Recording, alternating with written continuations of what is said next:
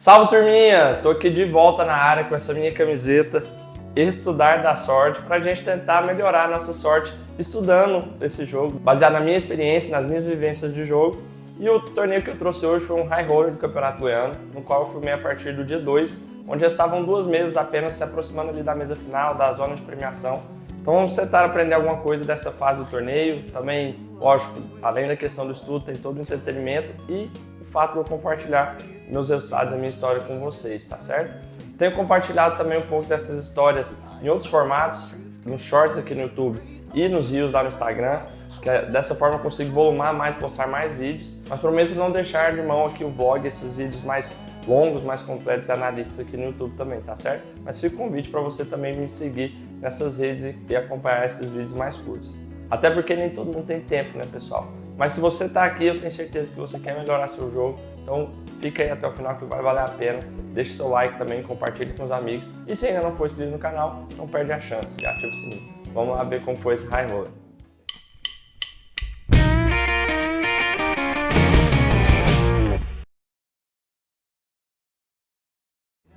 O dia 2 desse torneio aconteceu numa tarde chuvosa em Goiânia, o que não é muito comum de se ver. Mas uma das vantagens do poker, entre tantas outras, né, é que ele não é afetado pelo clima. A gente pode praticar independente de como esteja lá fora. Lá dentro, vocês já sabem onde é, né, no Players Poker Club. E esse era o troféu do torneio High Roller do Campeonato Goiano. Torneio esse que contou com a premiação garantida de R$90 mil, o buy-in era R$1.200 e o grande campeão dessa etapa levou para casa R$25 mil, uma bela premiação considerando que um torneio de 2 dias no estadual, e essa foi só a primeira etapa de 2024. Avançaram 16 jogadores para o dia 2 e eu estava lá na lista, na meiuca ali, com 177 mil fichas. Essa era a minha mesa, o momento ali em que todos estão desensacando, né, seus stacks. E tinha um jogador bom na reta, hein? As blinds iniciaram 5 mil, 10 mil, a média era 305 mil, ou seja, tínhamos uma média de 30 blinds no torneio, que se tratando de reta final, é uma reta ok. Meu stack era equivalente a 17 blinds, também ok, temos muitas ferramentas e recursos para pilotar esse stack, né? Mas qualquer dobradinha já me colocava ali entre os primeiros colocados e muito próximo da premiação. Essa primeira mão, 9-10, obviamente eu foldei. Uma outra mão que eu também foldei, eu estava no button, todos foldaram até mim e eu tinha rei 3 off. Uma mão que, dependendo das circunstâncias, eu posso sim abrir, mas por se tratar de uma reta final, estarmos próximos da bolha e os jogadores à minha esquerda ser bons jogadores e com um stack saudável, eu preferi foldar dessa vez. Já nessa, eu do hijack abri mini raise, com 15 blinds ainda dá para abrir, tanto para foldar quanto para pagar o win. Dessa vez eu estava disposto a pagar, já que eu tinha par de 10 na minha mão. O big blind era o short stack da mesa, nesse momento, mas ele também optou por não defender, só foldou e eu coletei as blinds. E o ante. Uma outra mão decente, de valor, que eu peguei no início do dia 2 foi essa, porém, eu enfrentava um open raise no jogador de posição inicial. Então, com isso a gente tem que dar uma enxugada no nosso range. E mãos como As e 10 off, que era a que eu tinha, não vão performar muito bem, então só foldei para não me colocar numa situação difícil. Muitas vezes eu vou estar dominado, então foldei nessa. Outra mão, agora eu estava no big blind. Todos foldaram, o small completou a aposta e eu tinha 5 e 2 off, ou mão feia, né? Preferi não aumentar aqui para tentar levar no pré-flop, vamos jogar um pós-flop. E olha lá, o flop não foi ruim não, tá? As 10 e 4, me deu uma broca.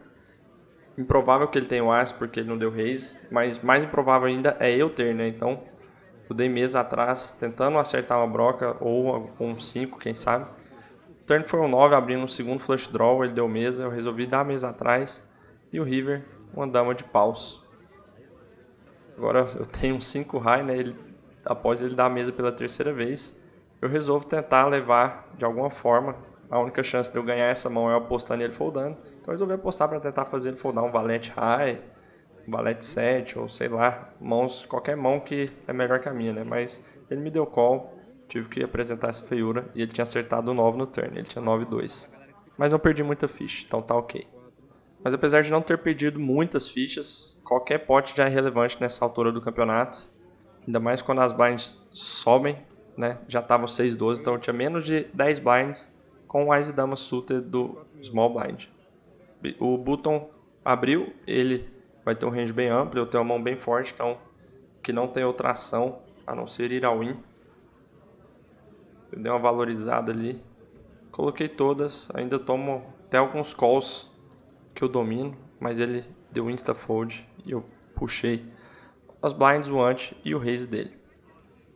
E aí rolou essa mão interessante. O jogador à minha direita abriu, e ele é um jogador que eu tinha jogado no final do dia 1 e ele estava bem ativo, abrindo com muitas mãos. Então eu vi nessa uma oportunidade para eu squeezar. Fui ao win do cutoff. Ele já estava na posição mais final ali, né, hijack. Então eu quis atacá-lo, imaginando que ele pudesse estar abrindo um pouco mais light, né, com um pouco mais de mãos de não tanto valor. Então quando ele pede contagem eu já começo a ficar um pouco tranquilo. Já imagino que ele não vai ter uma mão tão forte, senão ele já teria me pagado imediatamente, né? E eu escolhi uma mão com boas propriedades para isso. Eu tinha As e 8 suited.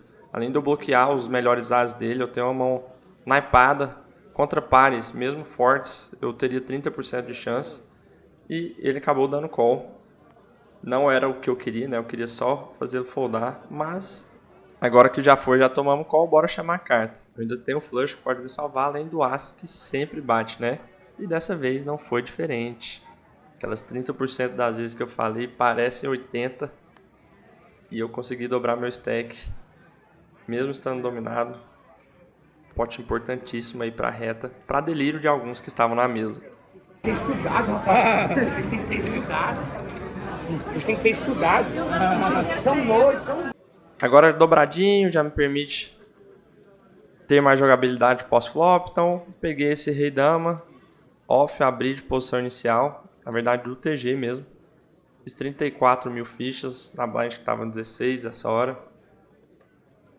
Uma mão boa nessa fase, a gente quer mãos que acertam top pair, né? Façam bons top pairs como com bons blockers. E rei dama é um exemplo claro disso. A mesa ainda estava mais curta, tinham 6 jogadores. Então vamos lá, só o Big Blind completou e o flop foi lá embaixo. 2-3-3, ele deu check e eu resolvi também checar atrás. Eu tenho o valor de showdown aqui, eu posso induzi-lo a blefar e também posso acertar uma carta nas streets futuras. E foi o que aconteceu, eu acertei o rei no turn. Depois de um novo check dele, agora eu preciso apostar por valor e para negar a equity também, já que tinham 2 flush draws no board, de espadas e de copas que abriu no turn. Então eu faço 26 mil para tomar call de um 2, de um rei pior, de draws, tanto para flush como para sequência e eventualmente até de um RSI. O River não foi a melhor carta do mundo, 5 de espadas, porque completa flush, completa sequência. Mas quando ele dá mesa, eu já acho que ele não tem uma mão de muito valor, que provavelmente já apostaria, né, já lideraria, especialmente os flushes. Você fala que as trincas também poderiam jogar de check raise no turn.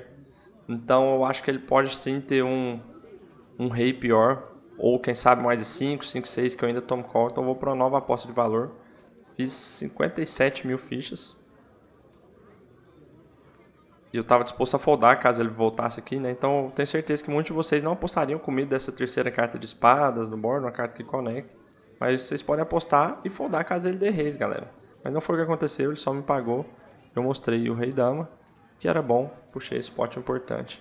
Ele deu uma olhada aqui, ameaçou mostrar a carta, mas não mostrou. E vamos crescendo o stack. E aí, de novo, eu peguei 10-10 na minha mão. Dessa vez a situação um pouco diferente. O jogador tinha aberto de posição inicial e o Button, esse mesmo jogador que eu joguei essas últimas duas mãos que eu trouxe aqui, tinha fletado. Então, mesmo com um stack meio grande, assim, um efetivo entre 25 e 30 lines, eu não quis jogar pós-flop, né, fora de posição com essa mão. Ela é meio vulnerável, também não quero colocar situações difíceis. Então, eu resolvi dificultar a vida deles, fazendo o quê? Dar um imã, sabe? Só mão boa pra isso. 10-10 que eu ainda, mesmo tomando call, ainda vou flipar algumas das vezes. Mas depois que o primeiro fold, o segundo eu já imaginava que flipasse também. E foi o que aconteceu.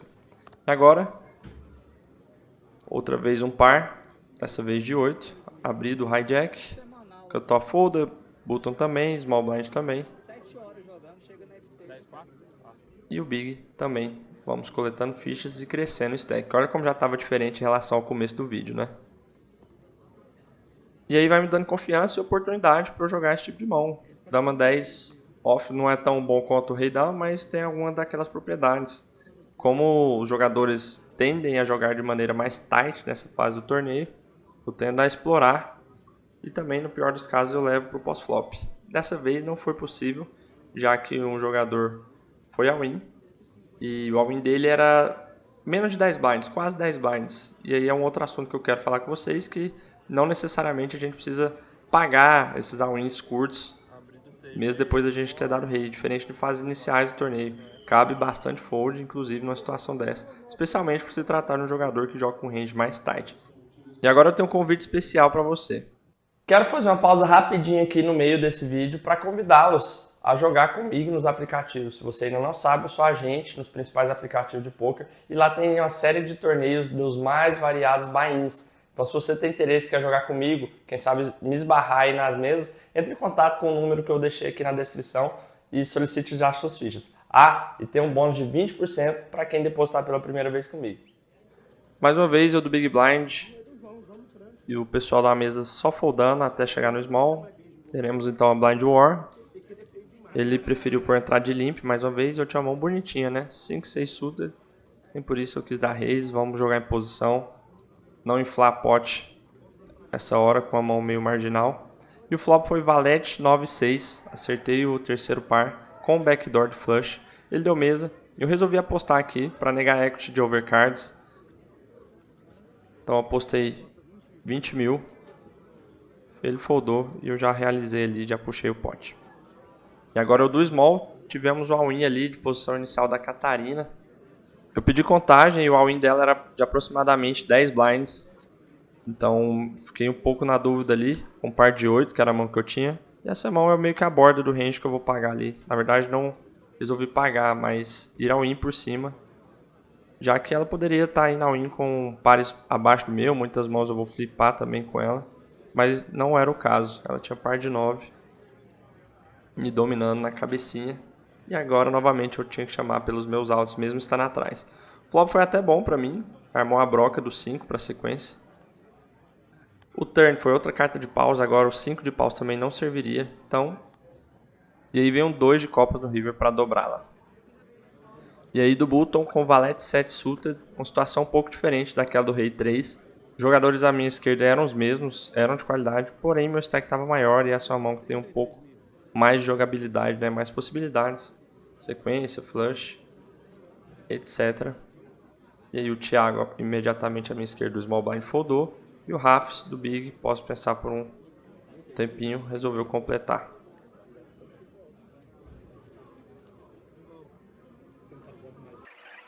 Então vamos ao flop, que trouxe valete 5-6 com duas cartas de ouro, acertamos o vala, top pair. Depois dele da mesa, tem uma aposta bem clara aqui. Eu tomo call de mãos piores e nego equity de outras. Então eu fiz 26 mil. Board um pouco conectado, né? Mas nessa fase as sizes não são muito altas. Pelo menos a minha estratégia, eu costumo CBtar bem baixo, eu ainda CBtei um pouco acima do que eu estava habituado. Ele me pagou, o turn dobra o 5. Agora se ele tiver um 5, ele trincou e me passou à frente. Então depois dele checar, eu dou mais um check para controlar o pote, né? Além do fato dele poder ter alguns outros valetes melhores que o meu. E o river foi um 7 de ouros, acertei o segundo par, mas é a terceira carta de ouros, podendo completar o flush. Ele deu check e aí é aquela história. Quando ele dá check, eu já acho que ele não tem o 5, não tem flush e nem sequência.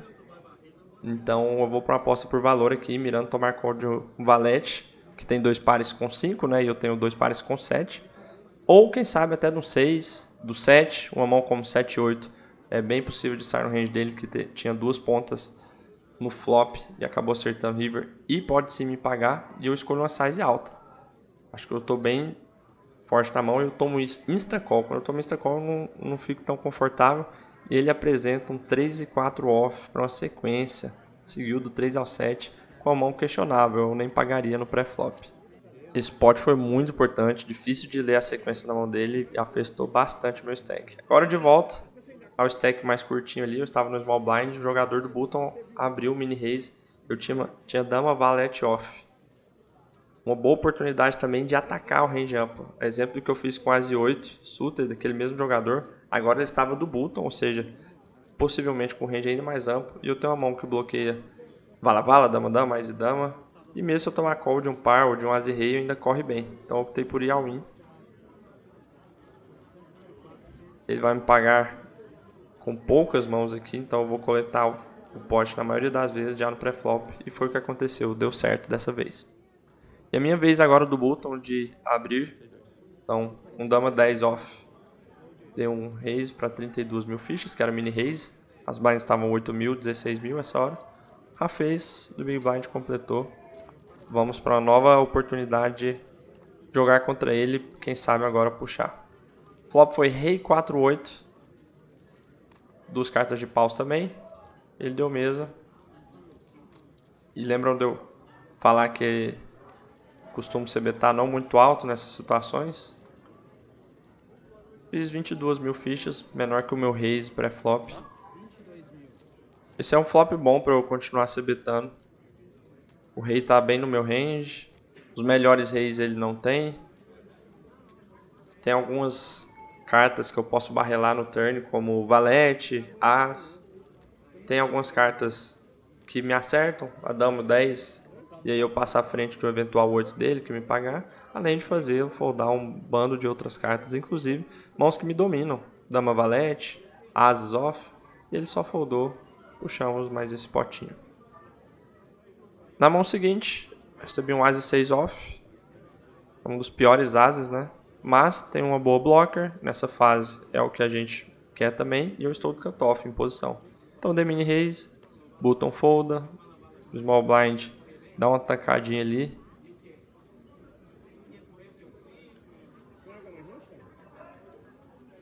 Já tínhamos jogado alguns potes, né? Se enfrentando. Ele parecia ter uma mão duvidosa. Mas acabou foldando também. Assim como a Catarina, e eu puxei mais um pote. Em seguida eu recebi de novo um as, dessa vez naipado com 8. Uma mão bem melhor, né? Então fui para mais um raise, 32 mil fichas. O top folda, Big Blind novamente, parece que estava pessoal, né? Me pagou. Catarina no small folda, Big Blind também. Vamos para um flop heads up, porém agora fora de posição, né? O flop aqui foi 2-4-7 off, eu tinha um backdoor. E aí, nessa situação, eu acredito que as mãos que eu faria foldar na C-Bet são as mãos que eu estou ganhando. E eu manteria no jogo as mãos que me dominam, ou que eu estou perdendo. Então eu resolvi dar a mesa, até também para dar uma controlada no pote, tentar acertar uma carta boa, que abra draws ou para sequência para mim.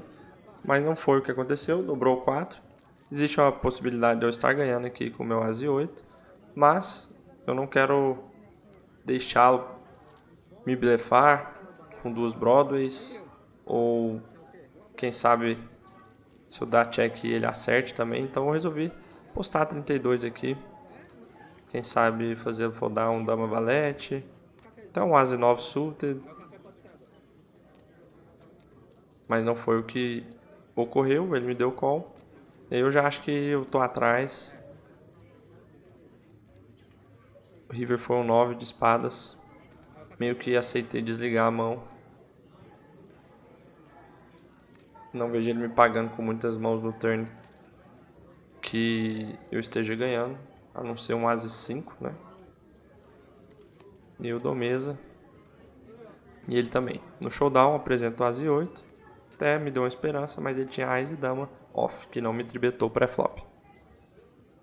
E aí depois fomos pro intervalo, subiu a blind, agora tava 10 mil, 20 mil, e eles deram uma enxugada nas fichas ali, tiraram as fichas de 1000 do jogo, por isso que vocês estão percebendo um stack menor agora. Mas em termos de valor, era praticamente a mesma coisa. São roda em fold até o tatá do button, foi a win. E eu filo a primeira carta um As, na esperança de vir acompanhado de uma boa. Mas eu só foldei um As 3 do Big. E essa foi sem dúvida uma das mãos mais decisivas do torneio. Tinha parte 3 do hijack com 230 mil fichas, na blind estava 20. Então resolvi ir all-in. Na esperança de que todos foldassem ou quem sabe eu tomar call de um flip, né? Já começo a me sentir desconfortável quando o Thiago imediatamente à minha esquerda pede contagem. Eu não quero call aqui de jeito nenhum, porque se eu tomar call, muito provavelmente ou eu tô perdendo, né, para um par maior, ou no melhor dos cenários eu tenho um flip. Então, quando ele pede contagem, eu torço para ser um flip que a gente ganhe, né? de preferência, mas se foldar tá tudo bem também. Ele deu call. E eu torço pro showdown ser um flip. Bora flipar, por favor. Mas tava longe de ser um flip. Ele tinha rei. Mas beleza, vamos lá, chamar as nossas, a conta é boa. E tá lá o 3ão já no flop, um full house. E agora quem tinha 2 altos pra acertar era ele, mas não acertou. 10 no river, dobramos. E essa foi a mão que me gerou dúvida, então vamos analisar. Então vamos lá, turma. Configurei todo o setup aqui do torneio e das premiações, né, no CMizer, que é um ótimo solver para essas situações de push fold, né, de all-in ou fold.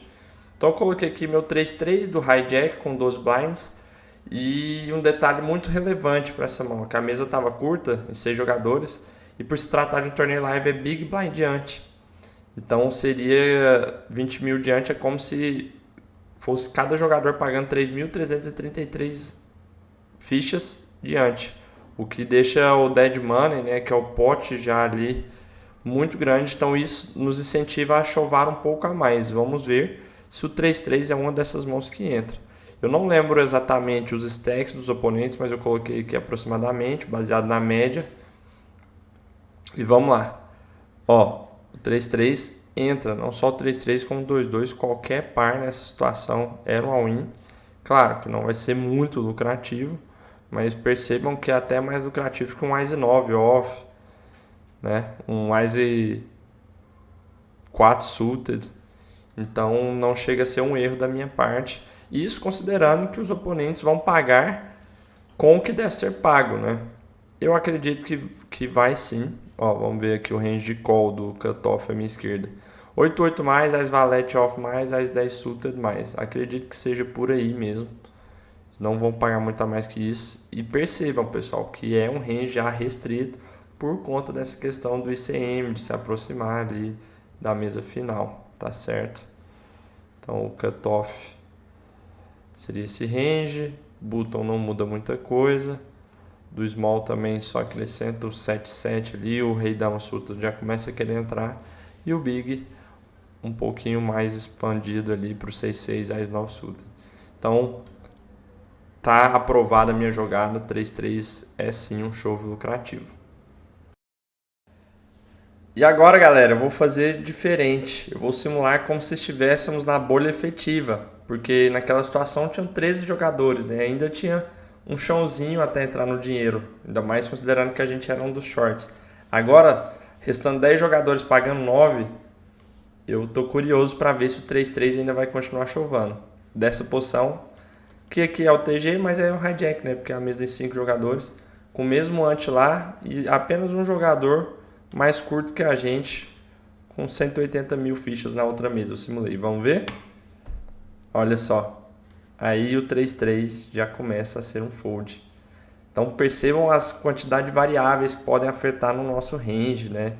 Então aqui nenhuma situação tão extrema, uma mudança sutil, né? Caindo ali 3 jogadores. Olha, uma mão que já era lucrativa, o show já passa a não ser.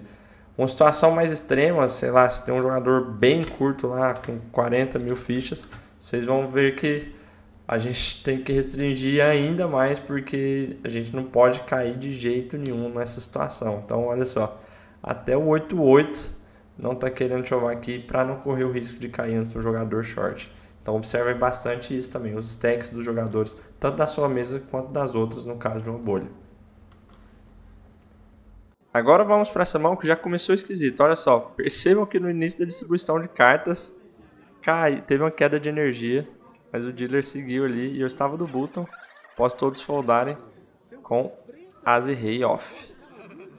Uma excelente mão e uma boa oportunidade, já que, como eu estou de posição final, é mais difícil deles acreditarem que eu tenho valor, ou é mais fácil deles acreditarem que eu tenho uma mão de não tanto valor. Então abri para 40 mil, como eu vinha fazendo com o dama 10 off, com valete 7 suited, e eu tinha aproximadamente 25 blinds nesse momento. Rafez, que estava conversando, até interrompeu sua conversa ali, então dando uma tel de que ele tem uma mão jogável.